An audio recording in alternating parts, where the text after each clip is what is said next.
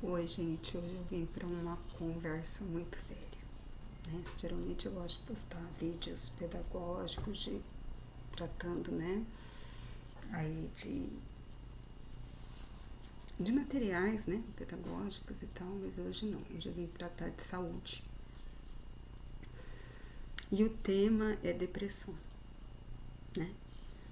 Então, eu gostaria de postar outros vídeos futuramente, né, estudando um pouco mais e aprofundando um pouco mais e conversando com vocês sobre isso.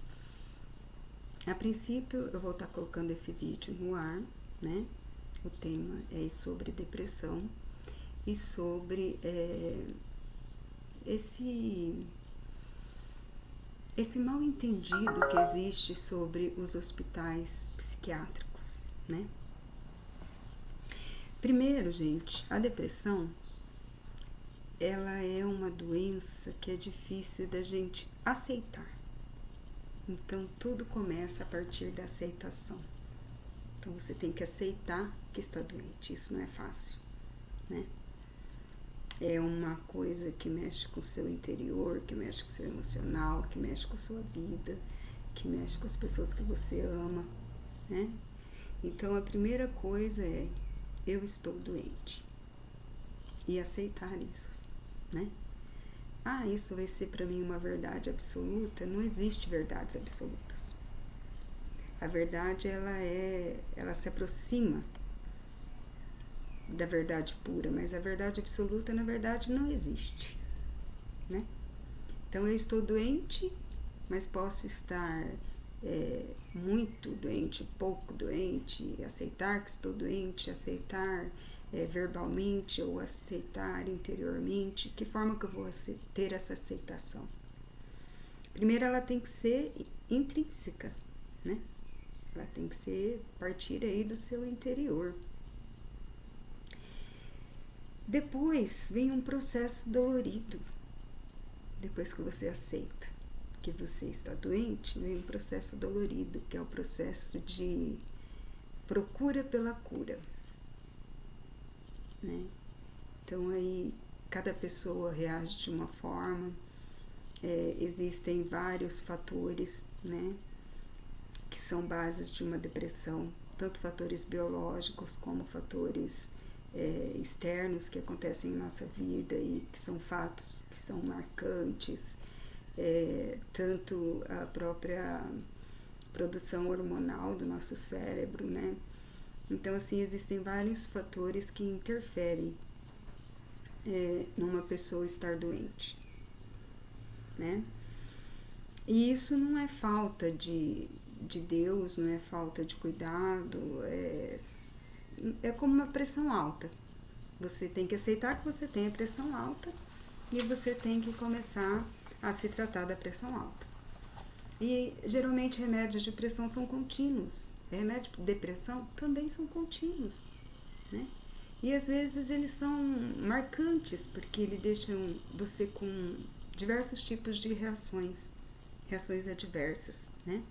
Então eu posso reagir a determinado problema de uma forma que eu não reagiria, não teria a mesma reação se eu não estivesse doente, né? Então tudo vai me afetar, a sensibilidade será maior. Então é um processo desgastante a aceitação até a procura de tratamento. Às vezes, para isso, a gente precisa usar muito da sabedoria, sabe? Eu fiz algumas anotações que eu acho importante de alguns materiais que eu busquei saber um pouquinho mais sobre o assunto, né? Que a sabedoria parte do princípio que você primeiro tem que conhecer a si próprio. Quem é você? Quem é essa pessoa? Né? No meu caso, eu sou a Tânia. Quem é a Tânia? Quem é essa pessoa? Né? Como é seu íntimo? Como é o seu pensar? Como é seu agir? Como é a sua reação a partir de qualquer ação? Né? A gente fala que toda ação gera uma reação. Isso é uma coisa que está aí, hoje está em alta, né? Todo mundo está falando sobre as leis do universo, que a física quântica vem falando disso, a própria religião, ela prega isso de certa forma, né? que se você plantar o mal, você vai colher o mal. Então, toda ação gera, de fato, uma reação. E aí, como que você vai reagir, né? Perante algumas ações ou alguns acontecimentos que estarão ali sendo acometidos na sua vida. E aí entrou um processo de solidão, a solidão necessária, sabe? Aquele estar só, para a gente se autoconhecer, para a gente se analisar, para a gente permitir o nosso chorar, para a gente permitir que não podemos e não devemos ser fortes o tempo inteiro, que apesar de eu estar, às vezes, chorando, não significa que eu esteja num momento de fraqueza, né? Às vezes eu vou chorando, mas eu estou ali, eu estou guerreando, eu estou participando, eu estou ali para resolver determinada situação. Então, é muito sofrido quando a gente passa pelo momento de solidão e choro, mas ele é necessário. Se você não chora a sua depressão, e eu estou falando isso de vínculo particular, né? Se eu não choro a minha depressão, a minha tristeza, eu parti para um estágio um pouco mais profundo, né? Eu tentava engolir o choro, como dizem, né? Engole o choro, e aí seja forte, vai em frente, deixa passar, isso não tem importância, tal, mas tem coisa que tem importância sim, né? E quando você engole o choro, o que acontece? Você fala pro seu organismo aí, ó, você é um potinho que está sendo colocado em várias situações, em qualquer momento esse potinho vai se encher. E aí ele vai reagir de alguma forma, né? E aí vem as crises de ansiedade, as crises de pânico, né? Cada um reage a uma forma, tem pessoas que desmaiam, tem pessoas que tremem, no meu caso eu tremo muito. Então, assim, são situações que vão sendo acometidas por conta do engolir o choro. Eu falo que ninguém deve engolir choro, né? Se está com vontade de chorar de alegria, chore. Se está com vontade de chorar de tristeza, chore também. Mas chore, desabafe, né? E isso parte muito de uma experiência que eu tive recentemente, sabe? Eu sempre fui assim, tive um certo preconceito, né? Em relação a hospitais psiquiátricos. E aí eu me permiti, né? Me permiti, juntamente com o meu médico, me permiti a estar me internando num hospital psiquiátrico e ficar e fazer uma análise do que é esse hospital, né? Será que ele é mesmo necessário num caso de depressão? Em que caso ele é necessário? Será que era necessário para mim, né? E foi uma experiência assim de uma magnitude tremenda, onde eu tive aprendizagens que talvez eu nunca teria na minha vida. Conheci pessoas que talvez eu nunca conheceria no mundo, no meio, né, sócio, histórico, social, cultural, ao qual eu estou inserida na minha vida, e aí jamais eu conheceria aquelas pessoas que eu conheci lá.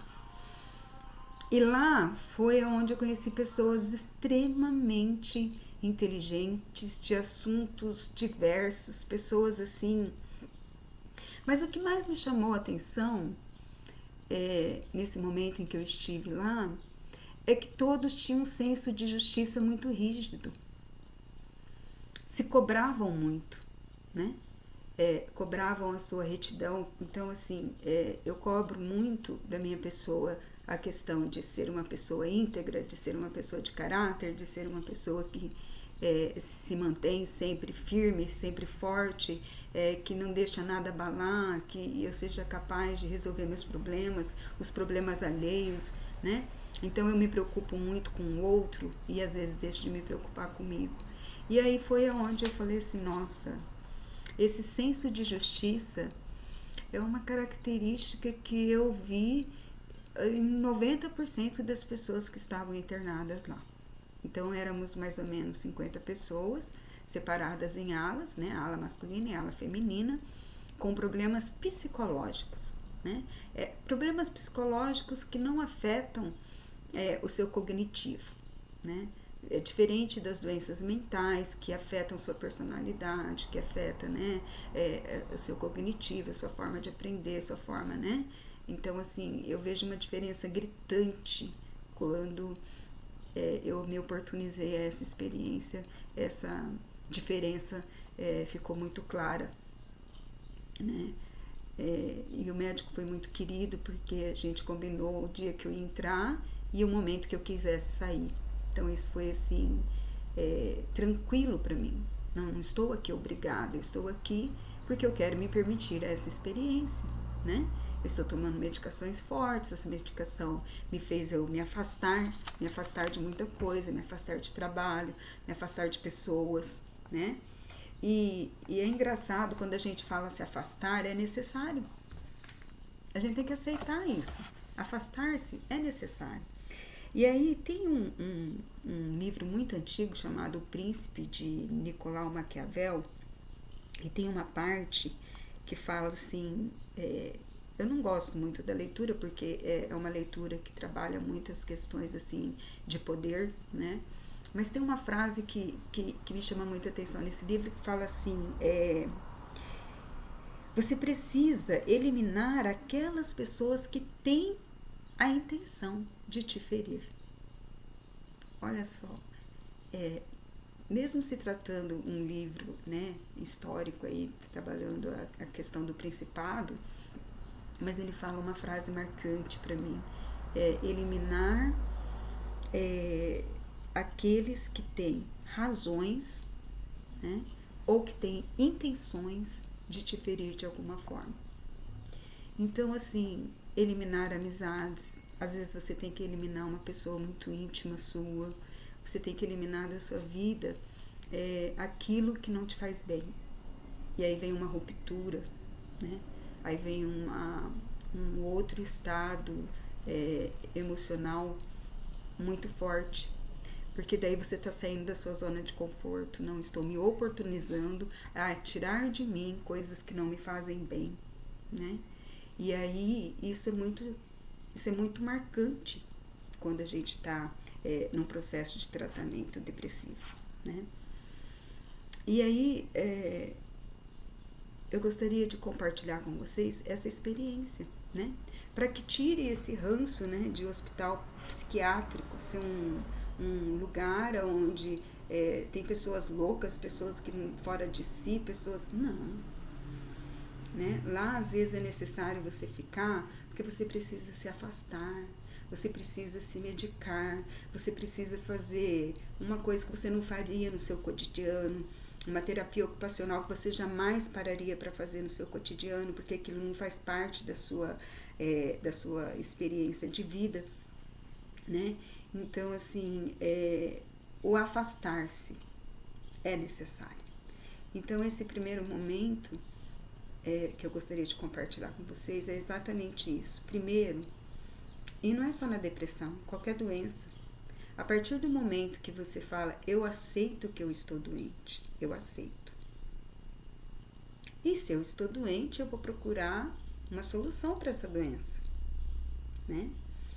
E aí vários pesquisadores, vários neurocientistas, e eu tive uma pesquisa muito, muito rica, muito ampla esses últimos tempos, esses últimos anos, na verdade, onde a gente observa que as pessoas têm clareza que qualquer pessoa, em qualquer situação, que tem um apoio religioso de qualquer forma, seja qual religião for, mas tiver um apoio religioso, aquilo traz a ela uma esperança maior de cura, né?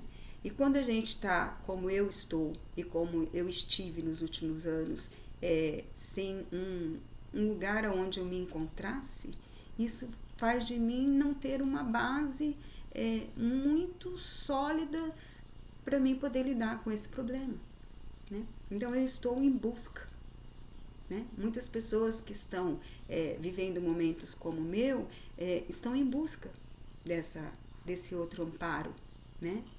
E isso é muito importante, o amparo religioso. O amparo familiar, então, é de fundamental importância.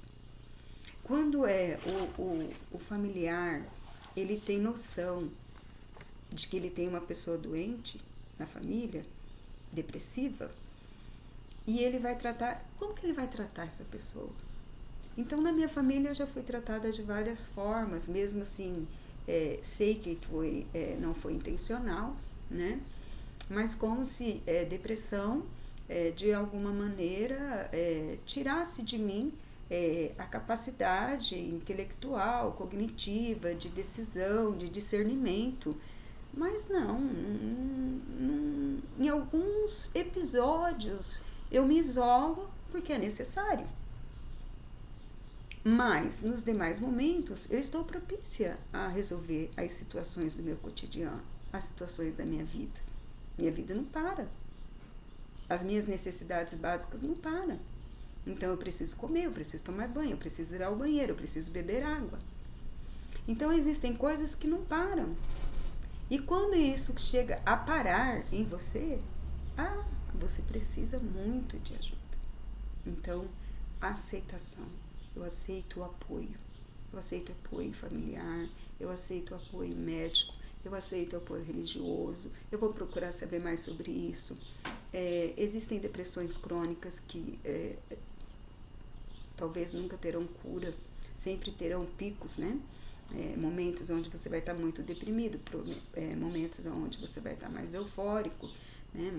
mais tranquilo. Então, assim, são vários picos. E é difícil você controlar isso tudo, né? É uma situação muito complicada, a situação de você ter esse autocontrole. Então, hoje eu gostaria só de compartilhar essa experiência com vocês e tirar de muitos esse preconceito sobre o hospital psiquiátrico. Foi lá onde eu fiz amizades que eu tenho certeza que vou levar para minha vida, porque são pessoas assim que têm uma capacidade intelectual, uma capacidade de discernimento, de senso de justiça, de verdade, muito forte, muito forte. Então, assim, até quero voltar em outro momento, né? E fazer uma análise mesmo, fazer um estudo de casos, né? De como lá dentro isso é uma coisa, assim, muito observável, né? Eu tive assuntos sobre tantos, assim, assuntos tão variados, de pessoas que você olha, você fala, nossa, essa pessoa é humilde, essa pessoa é isso, né? E a gente gera um preconceito sobre essa pessoa. Nossa, são pessoas de conhecimentos riquíssimos, são pessoas de uma sensibilidade aflorada. Então, assim, eu me oportunizei, né? É difícil falar sobre isso, porque quando você se oportuniza isso, você também está se oportunizando a sofrer críticas e a ser, de alguma maneira, as pessoas vão te julgar, né? Porque você esteve no hospital psiquiátrico, né? Então vão te julgar suas ações, julgar seu discernimento, porque você esteve no hospital psiquiátrico, né? Então eu venho assim quebrar um tabu mesmo, né? Às vezes é preciso, é necessário. Então esse é um compartilhamento pessoal, né? É um vídeo extremamente como que eu posso dizer? É uma experiência íntima, né? Uma experiência única, né? E é uma experiência de vida que tem acontecido e muitos na minha área estão adoecendo, porque nós, enquanto professores, nós acabamos, de certa forma,